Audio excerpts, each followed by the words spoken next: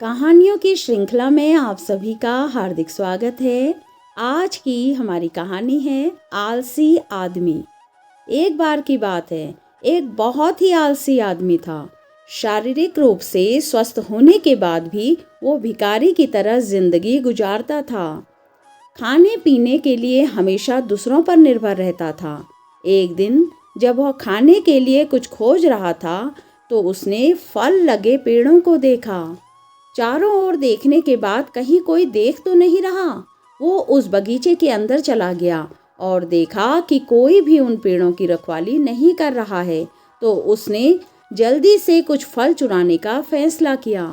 लेकिन जैसे ही उसने पेड़ पर चढ़ना शुरू किया, किसान ने उसे देख लिया और उसे पकड़ने के लिए दौड़ कर आने लगा। जब आलसी आदमी ने डंडा लेकर उस किसान को अपने पास आते देखा तो वह डर गया और छिपने के लिए पास के एक जंगल की ओर भाग गया। जंगल में जैसे ही वो थोड़ा आगे बढ़ा, उसने एक लोमड़ी को देखा जिसके केवल 2 पैर थे और वह रेंग रही थी।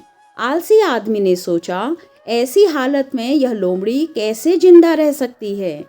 लोमड़ी भाग नहीं सकती, वह कैसे खुद के लिए खाना ढूंढने या अन्य जानवरों से अपनी रक्षा कर सकती है और कैसे जीवित रह सकती है।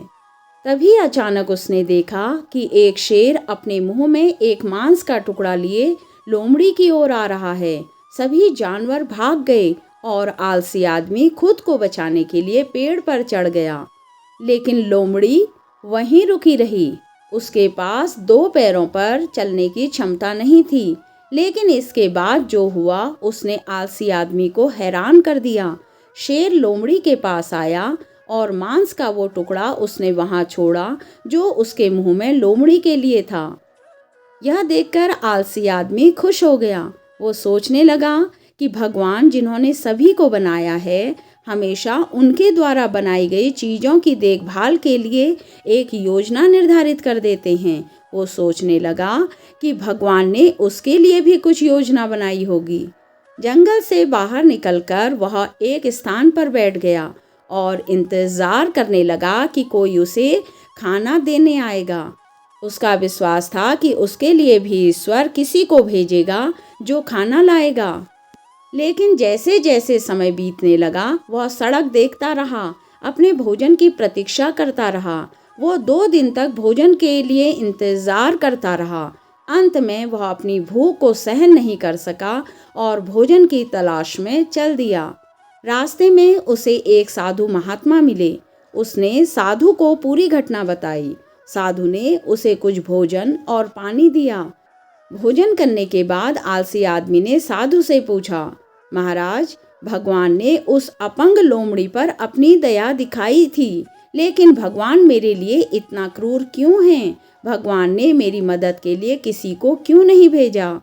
उसकी बात सुनकर साधु ने मुस्कुराते हुए कहा, यह सच है कि भगवान के पास सभी के लिए एक योजना है।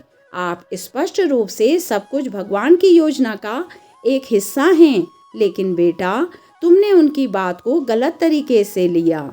वह नहीं चाहते कि तुम लोमड़ी की तरह बनो, वह चाहते थे कि तुम शेर की तरह बनो। अक्सर हम ईश्वर के संकेतों को गलत समझते हैं।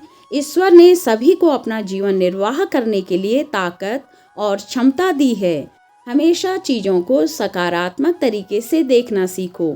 खुद को हमेशा मजबूत स्थिति में देखो, जिससे हम ज़रूरतमंद लोगों की मदद कर सकें। कहानी सुनने के लिए धन्यवाद।